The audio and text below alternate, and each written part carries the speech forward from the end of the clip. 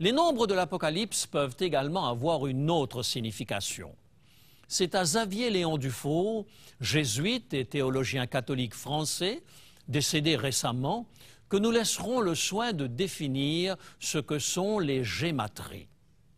Rappelons que Xavier Léon Dufour est l'auteur d'un vocabulaire de théologie biblique publié en 1962, qui est toujours une référence pour les étudiants en théologie. Voici ce qu'il déclare. On appelle gématrie un procédé cher aux anciens, selon lequel un chiffre donné désigne un homme ou un objet parce que la valeur numérique des lettres qui constituent son nom correspond au nombre en question. La Bible en offre quelques exemples. Le cas est sûr pour le chiffre de la bête, 666, dans Apocalypse, chapitre 13 et le verset 18, même si la base du compute prête à discussion. Il nous sera difficile d'en dire plus aujourd'hui, mais si j'ai éveillé votre curiosité et si je vous ai incité à lire le livre de l'Apocalypse avec un regard neuf, je considérerai avoir atteint mon objectif. Revenons au chapitre 4. Il s'agit ici de l'une des plus belles pages de la Bible écrite sur la majesté divine. Immédiatement après avoir présenté l'histoire de l'Église à travers les temps et après avoir mis en évidence la grande apostasie qui allait frapper la chrétienté, Jean va être transporté en vision dans les parvis célestes. « Je veux te faire voir ce qui arrivera dans la suite des temps, dit Dieu à Jean. Ce que contemplent ses yeux dépasse en majesté et en splendeur tout ce qui existe sur terre. Toute la puissance financière de Rome ne saurait rivaliser avec le Tout-Puissant. Il apparaît tel une pierre de jaspe, assis sur le trône, environné d'un arc-en-ciel. Puisque l'arc-en-ciel est toujours associé au soleil, Jean veut nous signifier qu'aucune image n'est assez forte pour mettre en évidence la toute-puissance de l'Ancien des jours. Autour de lui, 24 vieillards, couronnés d'or, assis sur des trônes. Les fils de Jacob étaient-ils 12 pour réaliser la promesse faite à Abraham? Les apôtres étaient-ils 12 pour réaliser le grand mandat confié par Jésus? Le conseil des sages qui règne autour du Père céleste l'est doublement.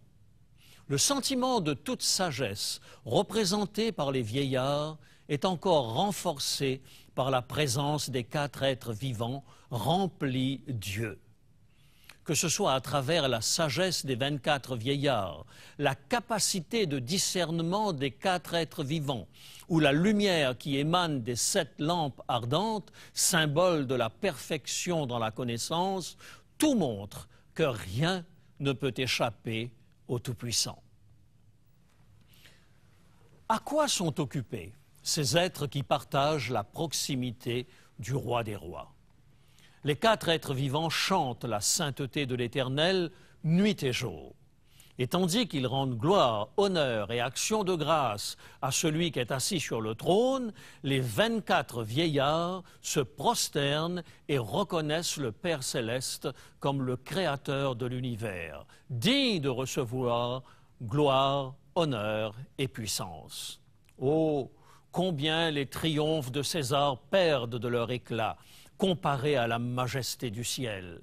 C'est bien le message que Jean veut faire passer aux chrétiens qui ont refusé de plier le genou devant César. Restez fermes dans votre intégrité.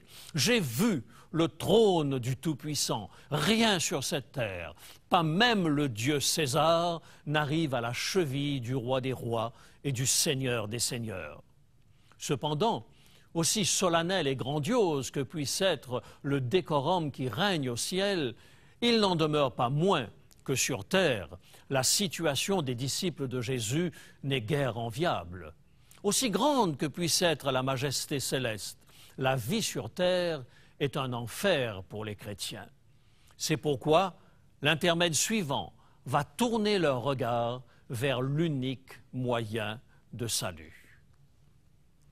Le chapitre 5 de l'Apocalypse s'ouvre avec une question. Qui est digne d'ouvrir le livre et d'en délier les 7 sceaux? Nul dans le ciel, sur la terre et sous la terre n'est trouvé digne d'ouvrir, voire même de regarder le livre. La réaction de Jean nous fait prendre conscience de l'enjeu. Délier les sceaux signifie posséder la puissance de faire justice aux martyrs. Si nul n'est digne de châtier les persécuteurs des enfants de Dieu, alors c'est à désespérer de tout. C'est bien pourquoi Jean verse d'abondantes larmes. Sans un justicier, pour mettre un terme aux persécutions dont sont l'objet les disciples de Jésus, à quoi peut bien servir toute la démonstration de puissance dont Jean a été témoin dans la vision précédente? À quoi cela sert-il d'être la majesté suprême dans les cieux si cette puissance ne peut rien pour l'homme livré aux mains de l'adversaire? Privé par ses geôliers de la possibilité de rappeler en termes clairs la victoire passée et future de Jésus, l'exilé de Patmos va faire passer son message d'espérance dans la vision du chapitre 5 qui met en évidence le caractère paradoxal du salut en Jésus-Christ. Voici les termes dans lesquels l'un des vieillards va ouvrir les yeux de Jean sur la nature du salut en Jésus. Apocalypse, chapitre 5 et le verset 5. Et l'un des vieillards me dit, « Ne pleure point, voici, le lion de la tribu de Juda, le rejeton de David, a vaincu pour ouvrir le livre et ses 7 sceaux. » 2 qualificatifs employés par ce personnage vont donner à Jean l'impression que la victoire de Jésus s'obtient par le même type de force que celle exercée par Rome. Jésus est présenté comme le lion de la tribu de Juda. Y a-t-il image plus expressive pour souligner la force que de parler du roi des animaux? Et comme si l'image n'était pas assez puissante, un deuxième qualificatif est employé, le rejeton de David. S'il est une évocation qui se retrouvait dans la bouche de tous les Israélites de l'époque de Jean, c'est bien celle-ci. Hosanna au fils de David, criaient les enfants lors de l'entrée triomphale de Jésus à Jérusalem. Fils de David, aie pitié de moi, criait l'aveugle assis à la porte de Jéricho.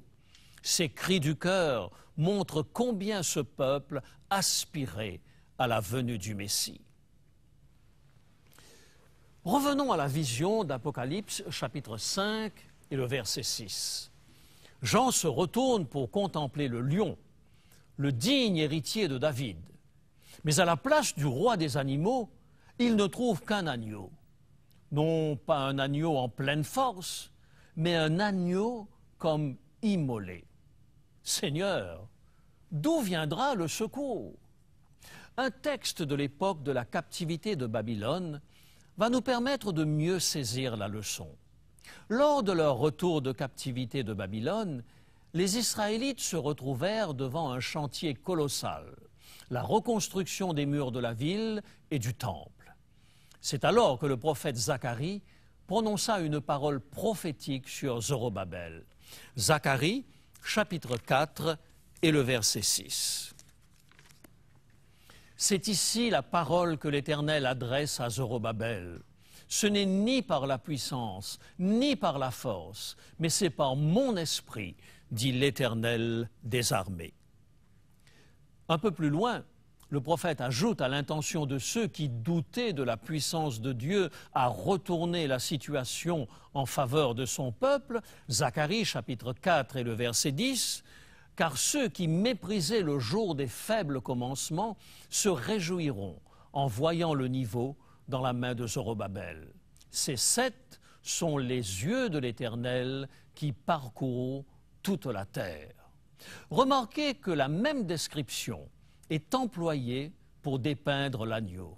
Apocalypse, chapitre 5 et le verset 6. Apocalypse, chapitre 5 et le verset 6. Il avait 7 cornes et 7 yeux qui sont les 7 esprits de Dieu envoyé par toute la terre.